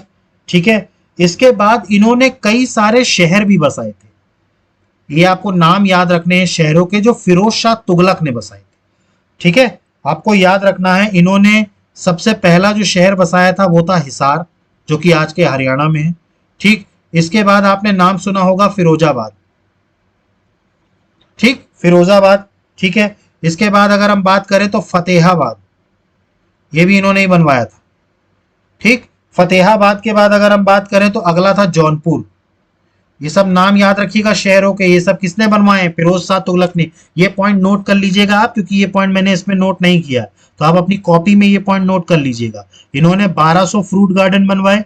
इसके अलावा इन्होंने कुछ शहरों का निर्माण करवाया था, हिसार, फिरोजाबाद, फतेहाबाद, जौनपुर।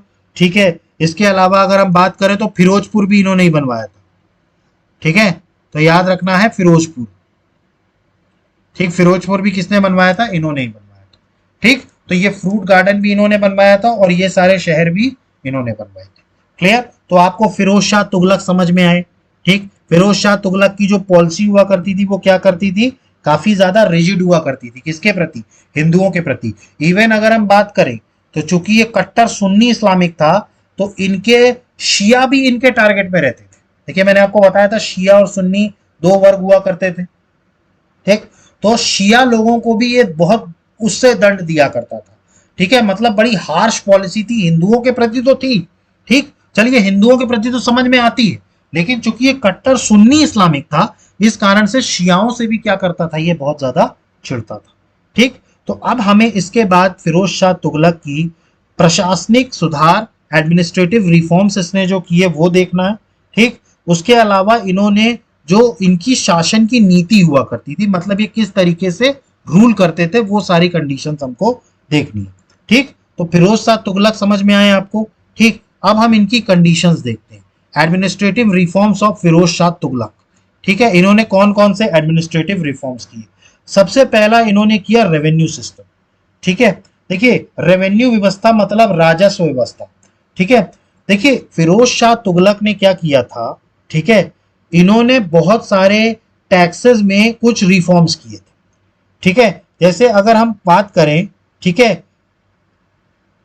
इन्होंने क्या किया था, जैसे एक पर्टिकुलर अगर हम बात करें तो लैंड टैक्स जैसे लिया जाता है, ठीक है। तो अब जब लैंड टैक्स लिया जाता है तो कितना लैंड टैक्स लिया जाएगा एक पर्टिकुलर एरिया से, ठीक। उसके लिए पहले इन्होंने मेजरमेंट करवाया। देखिए फिरोज शाह तुगलक ने क्या किया कि सबसे पहले तो कि इस लैंड से कितनी आय हो सकती है, मतलब कि पर्टिकुलर लैंड का सर्वे कराया है, जिससे कितनी आय हो सकती है सबसे पहले हम ये पता करें, और उसके बाद फिर हम उस पर कर लगाएं।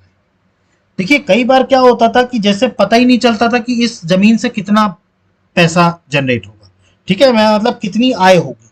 तो आय को अनुमानित करने के लिए, ठीक है, इन्होंने कई सारे चीजें करी, ठीक है। इसके लिए इन्होंने एक हिजामुद्दीन, अगर हम बात करें हिजामुद्दीन, हिजामुद्दीन, ठीक है। तो हिजामुद्दीन को क्या किया, नियुक्त किया इन्होंने। हिजामुद्दीन का काम क्या था, ठीक, कि भाई जो कर लग रहा है लैंड पे, तो वो लैंड कितना वो दे रही है, मतलब कितना जो है, मतलब वो पैसा दे सकती है, उसका विवरण निकालने के बाद ही क्या होते थे, ये टैक्स तय करते थे कि कितना टैक्स लगेगा, ठीक। ठीक, तो ये था रेवेन्यू सिस्टम, ठीक। अगला अगर हम बात करें तो एबॉलिशन ऑफ अननेसेसरी टैक्सेस। देखिए कई सारे जिस टैक्सेस की जरूरत नहीं थी, फिरोज शाह तुगलक ने क्या किया, अनावश्यक करों को समाप्त कर दिया था, ठीक है। उसने जितने भी टैक्सेस, आप एक बात समझिए, उसने जितने भी टैक्सेस थे, देखिए अगर आप याद करें तो मैंने आपको बताया था, ठीक, मैंने आपको एक चीज बताई थी कि फिरोज शाह तुगलक ने, ठीक है, 24 टैक्स हुआ करते थे, 24 टैक्स से घटा के कितने टैक्स कर दिए थे, 4 कर दिए थे। मैंने आपको बताया था 24 से घटा के क्या कर दिए थे, 4 कर दिए थे।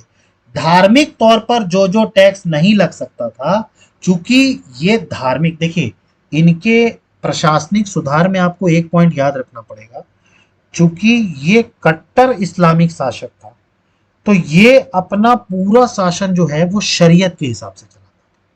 देखिए जो भी कट्टर इस्लामिक होता है वो शरीयत के हिसाब से चलाता है। फिरोज शाह तुगलक का भी यही काम था, चूंकि ये कट्टर इस्लामिक था, ठीक। तो ऑब्वियस सी बात है, उलेमाओं की सलाह जो हुआ करती थी वो इसके टाइम पर बड़ी व्यापक हुआ करती थी, मतलब जो भी उलेमा बोला करते थे ये वो काम किया करता था, तो उनके सिद्धांतों के हिसाब से, इसीलिए इनकी पॉलिसी जो थी वो नॉन इस्लामिक लोगों पर बहुत ज्यादा हार्श थी, ठीक।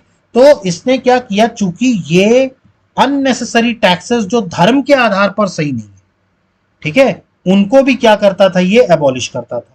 और मैंने आपको बताया था कि इन्होंने 4 टैक्स वसूले थे, खराज, खुस्म, जकात और जजिया, ठीक, ये सारी चीजें थी, ठीक। तो ये 4 टैक्स में ला दिया था उसने, ठीक है। तो अननेसेसरी टैक्सेस जो थे इसने खत्म किए थे। इसके बाद अगर हम पढ़ें तो इनके समय में जागीर प्रथा बहुत फैली, एक्सपांशन ऑफ जागीर सिस्टम, ठीक है। देखिए फिरोज शाह तुगलक ने जागीर प्रथा का बहुत ज्यादा विस्तार किया था, ठीक है। उसने अपने जितने भी अधिकारी थे, ठीक, जितने भी उसके ऑफिसर्स हुआ करते थे, उसको बड़े पैमाने पे वेतन की बदले, देखिए आप याद करिए, अलाउद्दीन खिलजी ने वेतन देना शुरू कर दिया था ऑफिसर्स को, उसने जागीर सिस्टम खत्म कर दिया था। लेकिन फिरोज शाह तुगलक ने चूंकि विद्रोह ना हो, ठीक, अपने ऑफिसर्स को खुश करने के लिए इसने क्या करना शुरू कर दिया, बड़े पैमाने पर वेतन के बदले क्या देना शुरू कर दिया, जागीर देना शुरू कर दिया। ठीक, इन्होंने इवन सिर्फ अपने एडमिनिस्ट्रेटिव ऑफिसर्स को ही नहीं, जो मिलिट्री में काम करते थे, इनकी जो सैनिक अधिकारी हुआ करते थे, ठीक है, सैनिकों को भी वेतन के बदले क्या देना शुरू कर दिया था, जागीर देना शुरू कर दिया। ठीक ठीक, तो इसके समय में क्या हुई, जागीर सिस्टम जो था उसका काफी ज्यादा फैलाव हुआ। अब देखिए जागीर सिस्टम आप जानते हैं क्या होता है, मैंने आपको बताया था, सामंतवादी जो फ्यूडलिज्म होती है। जागीर का मतलब होता है कि आपको एक पर्टिकुलर जगह दे दी, अब आपको इसको जैसे करना है करिए, जैसे प्रशासन चलाना है चलाइए, आपको सिर्फ एक फिक्स अमाउंट किसको पहुंचाना होगा, सुल्तान को पहुंचाना। ठीक, तो जागीर प्रथा का विस्तार इनके समय में हुआ। ठीक, दूसरा जो हुआ इरिगेशन सिस्टम, देखिए फिरोज शाह तुगलक डायनेस्टी के ही समय में नहरें बनना शुरू हुई, और फिरोज शाह तुगलक तो ऐसे थे जिन्होंने 5 कनालें बनवाई थी, ये आपको याद रखना है। 5 बड़ी कनाल किसने बनवाई थी सिंचाई व्यवस्था के लिए, फिरोज शाह तुगलक ने। तो फिरोज शाह तुगलक का ये काम अच्छा था, जिससे कि एग्रीकल्चर में उन्नति हो, कृषि में क्या हो, उन्नति हो। तो इसी कारण से सिंचाई व्यवस्था भी किसने शुरू करवाई थी, फिरोज शाह तुगलक।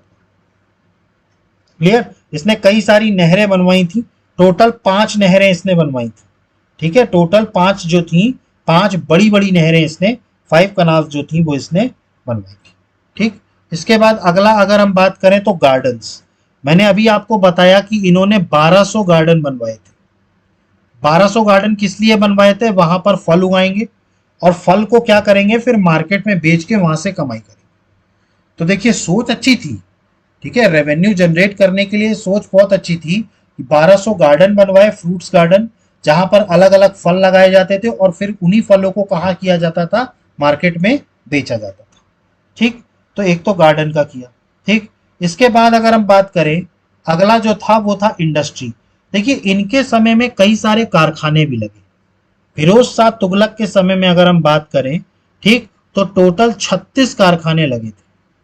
ठीक, देखिए ये सारे जो फैक्ट्स हैं ना, ये फिरोज शाह तुगलक की जो आत्मकथा थी, ठीक है, इसकी जो ऑटोबायोग्राफी हुआ करती थी फिरोज शाह तुगलक की, ठीक है, तुतुके ए फिरोज शाही, ठीक, तुतुके ए फिरोज शाही, ठीक, इसमें इन सारी चीजों से मिलता है। तो इसके समय में क्या था, 36 कारखाने खोले गए थे। ठीक है, इन कारखानों में बेसिकली क्या करे जाता था, उन वस्तुओं का निर्माण किया जाता था जो राजमहलों या राजकीय लोगों में यूज होती थी। मतलब बेसिकली क्या होता था, जितने भी राजमहल हुआ करते थे, ठीक है, वहां पर जो चीजें अच्छी अच्छी वस्तुएं जो इस्तेमाल हुआ करती थी, इन कारखानों को, जो भले ही इंडस्ट्री बनी थी, लेकिन इन कारखानों में जो चीज निर्माण हुआ करता था वो वही हुआ करता था, ठीक, जो राजमहलों में इस्तेमाल हुआ करता था। ठीक, अब राजमहल में अगर यूज होने के बाद कोई माल बच गया, ठीक, तो अतिरिक्त सामान जो है वो मार्केट में बेचा जाता था। ठीक है, इससे क्या होता था, सरकार की आय भी होती थी। ठीक, तो बेसिकली इन्होंने जो इंडस्ट्री खोली थी वो अपने महल में जो चीजें भी इस्तेमाल होते उसके प्रोडक्शन के लिए खोली गई थी। लेकिन जो चीजें बच जाती थी वो क्या करते थे, बाद में मार्केट में बेचते थे, और मार्केट में बेच के फिर उसका क्या करते थे, उससे पैसा कमा लिया करते थे। अगला अगर हम बात करें तो मैनेजमेंट ऑफ द मिलिट्री। ठीक, सैन्य के प्रबंध बहुत अच्छा किया था। ठीक, देखिए मैं अगर अब बात करूं तो फिरोज शाह तुगलक के समय में चूंकि जो सैनिक हुआ करते थे, ठीक है, उनको जागीर देना शुरू कर दिया गया था। ठीक है, उनको क्या देना शुरू कर दिया गया था, जागीर देना शुरू कर दिया गया था। ठीक, और इवन अगर हम बात करें तो फिरोज शाह तुगलक के समय में अगर सैन्य प्रशासन की बात करें तो सैन्य प्रशासन उतना अच्छा नहीं माना गया। इनके समय में आर्मी अच्छी नहीं थी और यही तुगलक वंश के पतन का कारण भी बना। देखिए इन्होंने कुछ मिलिट्री रिफॉर्म्स किए। अब इसमें इन्होंने क्या किया कि जो सैन्य अधिकारी हुआ करते थे, ठीक, मतलब जो सेना के जो अधिकारी हुआ करते थे, वो उनकी पोस्ट भी इन्होंने हेरिडेटरी कर दी थी। मतलब आप कल्पना कर सकते हैं कि मिलिट्री ऑफिसर उसका बेटा ही बनेगा, उसकी भी पोस्ट क्या कर दी थी, हेरिडेटरी। तो आप समझ सकते हैं कि इनकी काबिलियत क्या होगी इनकी सेना की। आप सोचिए, मतलब कि देखिए सेना बनती है अच्छे सैनिकों से, मतलब जो कुशल हो। आप देखिए अलाउद्दीन खिलजी ने जो अपनी सेना तैयार की थी, और ये क्या कर दिया इन्होंने, मिलिट्री ऑफिशियल्स को ही हेरिडेटरी कर दिया। मतलब अगर कोई सैनिक बूढ़ा हो गया है तो अपने बेटे को अपनी जगह भेज सकता है, भले ही उसका बेटा सैनिक बनने लायक हो या ना हो। ठीक, तो ये भी एक कारण था कि फिरोज शाह तुगलक, ठीक है, ठीक। अब चूंकि इनके समय में क्या हो गया था, भ्रष्टाचार भी बहुत ज्यादा फैल गया था, क्योंकि अब क्या कर दिया गया था, जागीर सिस्टम कर दिया गया था। तो जागीर सिस्टम जब किया गया तो उसके कारण बड़े पैमाने पे क्या हुआ, भ्रष्टाचार भी क्या हुआ, बहुत ज्यादा फैलने लगा। ठीक, और जितनी भी सेना की सर्विसेज थी आपने उसको वंशानुगत कर दिया था। ठीक, तो घूसखोरी हो, बेईमानी हो, इसका बहुत ज्यादा इनके समय में क्या हो गया था, बोलबाला हो गया था। क्लियर है? ठीक, तो मैनेजमेंट जो था मिलिट्री का वो काफी ज्यादा अच्छा नहीं था इनका। अगला अगर हम बात करें न्याय व्यवस्था, जुडिशियल सिस्टम। ठीक, देखिए जुडिशियल सिस्टम की अगर हम बात करें, ठीक है, तो अगर हम न्याय व्यवस्था की बात करें, ठीक, तो फिरोज शाह तुगलक की जो न्याय व्यवस्था थी वो काफी ज्यादा हार्श थी। मतलब इसकी न्याय प्रणाली, चूंकि ये शरीयत से चलाते थे, ठीक, ये क्या करते थे, ये शरीयत से चलाते थे। ठीक, तो इनका जो जुडिशियल सिस्टम था, वो मतलब जो न्याय देने की व्यवस्था थी वो बहुत ज्यादा हार्ड थी, ठीक है, दंडनीय थी। ठीक, अब इसके अब इन्होंने देखिए, मैंने आपको बताया था कि इनके समय में जो काजी हुआ करते थे, ठीक है, जो काजी हुआ करते थे उनको क्या कर दिया गया था, ठीक है, उनको न्याय व्यवस्था का वो बना दिया गया था। ठीक, और फिरोज शाह तुगलक में क्या था, चूंकि ये कट्टर इस्लामिक था, तो न्याय में भी क्या होता था, पार्शियलिटी होती थी, कि भाई जो नॉन मुस्लिम्स हैं उनको ज्यादा हार्श पनिशमेंट दी जाती थी इन कंपैरिजन टू जो इस्लामिक है। ठीक, तो ये था न्याय व्यवस्था। इसके बाद फिर इन्होंने कुछ वेलफेयर के वर्क्स भी किए, जो अपन ने देखा था, कई सारे वेलफेयर के काम किए थे इन्होंने। आप सोचिए, इन्होंने एक चिकित्सालय बनाया, दारुल सफा, एक चिकित्सालय बनाया, बेरोजगारों के लिए एक रोजगार दफ्तर बनाया। ठीक, इसके अलावा अगर हम बात करें तो वृद्ध जनों के लिए पेंशन का वो किया इन्होंने। ठीक, तो इसीलिए इनकी उदारता तो बहुत थी फिरोज शाह तुगलक की, लेकिन चूंकि इनकी उदारता सिर्फ मुसलमानों के लिए थी, इसीलिए फिरोज शाह तुगलक कभी भी द ग्रेट नहीं बन पाए, कभी भी ग्रेट ये नहीं बन पाए। पॉलिसीज अच्छी थी, लोगों के भले के लिए थी, लेकिन सिर्फ किनके भले के लिए थी, एक वर्ग के भले के लिए। अगर इन्होंने संपूर्ण लोगों के लिए काम किया होता फिरोज शाह तुगलक ने, और अगर ये व्यक्ति लिबरल होता, तो आप मानिए कि इस व्यक्ति ने इतने अच्छे काम किए थे कि ये व्यक्ति भी द ग्रेट कहलाने के लायक होता। जैसे अकबर के बारे में कहा जाता है, अकबर के बारे में महान क्यों बोला जाता है, ये लिबरल, सबके लिए सोचता था। ठीक, फिरोज शाह तुगलक की ये प्रॉब्लम। तो वेलफेयर के काम भी इन्होंने काफी किए थे। इसके अलावा अगर हम बात करें, ठीक है, तो इन्होंने सिस्टम को, मतलब एक तरीके से कहा जाए तो गुलामी, या हम कहें स्लेव सिस्टम को इन्होंने चालू किया था। देखिए इनके समय में आपको पता है कि सबसे ज्यादा दास हुआ करते थे इनके समय में।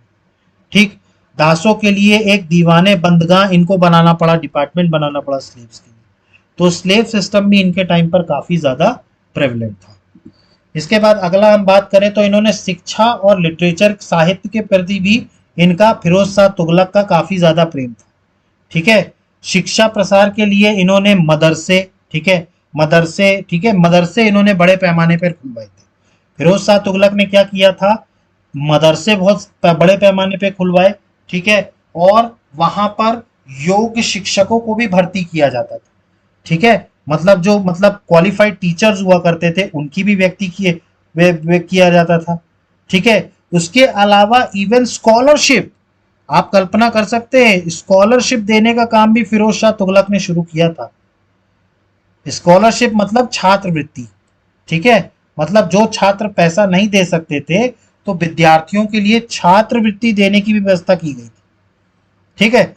अब चूंकि इन्होंने मदरसे बनवाए थे तो मदरसे में इस्लामी कानून या धर्मशास्त्र तथा हदीस की शिक्षा भी दी जाती थी, ठीक है, मतलब इस्लामिक कानून की शिक्षा दी जाती थी, ठीक है। अब इन्होंने एक मदरसा दिल्ली में बनवाया था, ठीक है, ये नाम आपको याद रखना है, मदरसा ए फिरोज शाही, मदरसा ए फिरोज शाही। ये दिल्ली का सबसे बड़ा मदरसा था, ठीक है, ये आपको याद रखना है। तो ये दिल्ली का सबसे बड़ा मदरसा था, मदरसा ए फिरोज शाही, ये इन्होंने बनवाया था, ठीक है। तो इस तरीके से एजुकेशन और लिटरेचर पर भी इन्होंने काफी सारा काम किया था। इसके बाद अगर हम बात करें तो पब्लिक वर्क्स, मैंने आपको बताया था पीडब्ल्यूडी विभाग इन्होंने बनवाया, ठीक, इन्होंने जो है रोडें अच्छी बनवाई, ठीक है, तो निर्माण कार्य में काफी ज्यादा दिलचस्पी थी, ठीक है। इन्होंने कई सारे सिटीज बसाई, देखिए अगर आप बात करें फिरोजाबाद, हिसार, फतेहाबाद, फिरोजपुर, जौनपुर, ये सब किसने बनवाया था? फिरोज शाह तुगलक ने बनवाया था। क्लियर, ये चीज क्लियर हुई, ठीक। इसके अलावा इन्होंने क्या किया था, मॉनेटरी रिफॉर्म्स भी किए थे, ठीक है। इन्होंने क्या किया था, अर्थव्यवस्था को प्रोत्साहित करने के लिए, ठीक है, तो इन्होंने भी अपना जो है जो सिक्के जो थे उनको रिफॉर्म्स किए गए थे। क्लियर, तो ये सारे जो थे ये एडमिनिस्ट्रेटिव रिफॉर्म्स थे फिरोज शाह तुगलक के, ठीक। कौन कौन से काम इन्होंने किए थे, रेवेन्यू को लेकर के अननेसेसरी टैक्सेस हटाया था, जागीर सिस्टम को खत्म किया था, इरिगेशन जागीर सिस्टम को एक्सपांड किया, irrigation system, public works, education. Clear, तो यहाँ पर आकर के आज हम अपनी क्लास को स्टॉप करते हैं।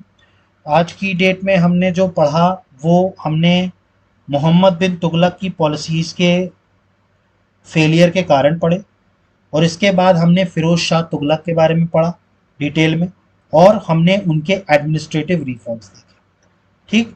अब देखिए फिरोज शाह तुगलक ने कुछ जो है वो धार्मिक भी सुधार किए थे, धार्मिक नीति में भी कुछ सुधार किए थे, ठीक है। इसको हम कल पढ़ेंगे, ठीक है, इसको हम क्या करेंगे, अब कल पढ़ेंगे।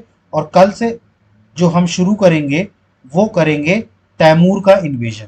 देखिए तैमूर ने जो आक्रमण किया 1398 में वो किस तरह किया, ठीक। खैर वैसे सिर्फ 10 मिनट का टॉपिक्स बचा है तो शायद अपन इसको कंप्लीट कर सकते हैं अभी, ताकि हम कल से बिल्कुल फ्रेश टॉपिक स्टार्ट करें, ठीक। तो आज तुगलक वंश को खत्म कर देते हैं, तो जल्दी से हम इनकी रिलीजियस पॉलिसी देख लेते हैं, किसकी, फिरोज शाह तुगलक की, ठीक। अब देखिए इनके समय में जो हुआ, मोहम्मद बिन तुगलक के समय में सबसे ज्यादा, एक तो सबसे बड़ा, अगर हम मोहम्मद बिन तुगलक की बात करें तो इनके समय में चूंकि इनकी नीति थोड़ी सी उदारवादी थी, ठीक, तो इनका जो स्टैब्लिशमेंट हुआ वो सेकुलर स्टेट में हुआ, सेकुलर स्टेट रहा। लेकिन अगर हम फिरोज शाह की बात करें, चूंकि फिरोज शाह एक कट्टर इस्लामिक था और चूंकि उलेमाओं के इन्फ्लुएंस में ये बहुत ज्यादा था, तो इसने जो स्टेट बनाया ये धार्मिक स्टेट बनाया, मतलब एक तरीके से कहा जाए इस्लामिक स्टेट बनाया, ठीक, पहला चीज, ठीक। अब चूंकि ये क्या था, एक सुन्नी मुसलमान था, ठीक, तो और चूंकि इस्लाम को ये बड़ा स्ट्रिक्टली फॉलो करता था, ठीक, इस्लाम को बड़ा स्ट्रिक्टली फॉलो करता था, इसी कारण से ये बहुत ही मतलब सिंपल जिंदगी जीता था। देखिए इस्लाम में ये चीज मेंशन की है कि इस्लाम की जो मतलब लाइफ होती है, ठीक है, उसमें जिंदगी जीने का जो वो है ये बड़ा सिंपल होता है, ठीक। तो इसीलिए क्या था, इस्लाम में क्या था, चूंकि ये चीज लिखी हुई थी, तो इसी कारण से क्या था, फिरोज शाह तुगलक भी बड़ी सिंपल जिंदगी जीता था, ठीक। और इसकी जो पॉलिसी थी वो काफी ज्यादा स्ट्रिक्ट और इनटॉलरेंट थी टूवर्ड्स नॉन सुन्नीज, ठीक है, मतलब नॉन सुन्नीज मतलब जिनको शिया बात करें, सूफी बात करें, या हम हिंदुओं की बात करें, इनके प्रति इसकी जो पॉलिसी थी वो बहुत ज्यादा हार्श थी, ठीक है। मैंने आपको बताया था स्ट्रिक्ट एंड इनटॉलरेंट पॉलिसी। इसके अलावा अगर हम बात करें, both Muslims and Hindus become victims of the policies of religious intolerance, ठीक। अब देखिए मैंने यहां पर मुस्लिम शब्द का इस्तेमाल किया। अब मुस्लिम शब्द क्यों? क्योंकि इसकी जो उदारवादिता थी वो सिर्फ सुन्नियों के लिए थी। ये शियाओं के प्रति भी वैसी ही एट्रोसिटी करता था जैसे कि हिंदुओं के लिए करता था। ठीक, क्योंकि शिया भी क्या थे? मुसलमान थे। शिया भी क्या है? मुसलमान है। तो शियाओं के प्रति भी इसकी एट्रोसिटीज वैसी ही हुआ करती थी जैसी हिंदुओं के प्रति हुआ करती थी। इसके अलावा अगर हम बात करें तो इसके समय में बड़े पैमाने पर हिंदुओं को जबरन उनका धर्म परिवर्तन कराया गया। ठीक, उनको इस्लाम कबूल करवाया गया। कई सारे हिंदू मंदिर तोड़े गए इनके समय में। ठीक है, और इवन टेम्पल्स का जो रिपेयर था वो भी बैन कर दिया गया था फिरोज शाह तुगलक के टाइम पे। ठीक, और इसके अलावा हिंदुओं के जो त्योहार हुआ करते थे, जो पर्व हुआ करते थे, उसको भी क्या कर दिया गया था? बैन कर दिया गया था। मतलब आप देखिए मोहम्मद बिन तुगलक से बिल्कुल अपोजिट पॉलिसी किसने अपनाई? फिरोज शाह तुगलक। ठीक, अगला अगर हम बात करें तो सुल्तान ने अपनी ऑटोबायोग्राफी में खुद लिखा, फितूते फिरोज शाही में खुद लिखा कि that he destroyed the temple of Malwa, Salehpur and Gohana. ये सुल्तान ने अपनी ही ऑटोबायोग्राफी में लिखा कि हाँ मैंने हिंदू टेम्पलों को तोड़ा, हिंदू मंदिरों को तोड़ा। तो इससे इनकी रिलीजियस पॉलिसी क्या समझ में आई? कि ये कट्टर इस्लामिक थे और जो भी इस्लाम धर्म को नहीं मानता था उनके प्रति इनकी पॉलिसी जो थी वो बहुत ज्यादा हार्श थी। क्लियर हुआ? ठीक, तो ये थी फिरोज शाह तुगलक की रिलीजियस पॉलिसी। ठीक, यहां पर आकर के तुगलक डायनेस्टी खत्म होती है। ठीक, अब जो हमारा अगला लेक्चर होगा वो होगा तैमूर का आक्रमण। ठीक, तैमूर लंग ने 1398 पर जो दिल्ली पर आक्रमण किया, हम उसके बारे में पढ़ेंगे। ठीक है, उसके क्या क्या प्रभाव पड़े। देखिए भाई कोई भी आक्रमण करता है, ठीक है, उसके एक तो सबसे पहली बात तो उसके रीजंस। ठीक, क्या उसके रीजंस क्या थे भाई, किस कारण से उसने आक्रमण किया और उसके प्रभाव क्या पड़े। तो कल का जो हमारा क्लास होगा वो सिर्फ तैमूर के इन्वेजन पर होगा, तैमूर लंग ने किस तरीके से आक्रमण किया भारत के ऊपर। ठीक, और उसके बाद फिर हम पढ़ेंगे सैयद डायनेस्टी, और सैयद डायनेस्टी के बाद फिर हम पढ़ेंगे लोधी डायनेस्टी। ठीक, तो आई होप कि आपको सारी चीज़ें समझ में आ गई होंगी। देखिए अभी थोड़ा सा बीच बीच में गैप हो रहा है वीडियोस में, और मेरे को चूंकि क्या है और भी कामों में व्यस्त होना पड़ रहा है, इस कारण से मैं फ्रीक्वेंटली वीडियोस नहीं डाल पा रहा हूँ। बट आप चिंता मत करिए, जो मैंने आपसे प्रॉमिस किया है कि मैं पूरा हिस्ट्री का लेक्चर जो है वो पूरा जो है वो डालूंगा, तो वो मैं पूरा आपको कवर करूंगा, पूरा सिलेबस। क्लियर? तो आई होप कि आपको सारी चीज़ें समझ में आ गई होंगी। इसके बाद भी अगर आपको कोई डाउट होता है तो प्लीज़ कमेंट बॉक्स में मेंशन कीजिए। अदरवाइज हमारे चैनल को लाइक कीजिए, सब्सक्राइब कीजिए और मैक्सिमम से मैक्सिमम शेयर कीजिए। So guys thank you, have a good day, जय हिंद, नमस्कार।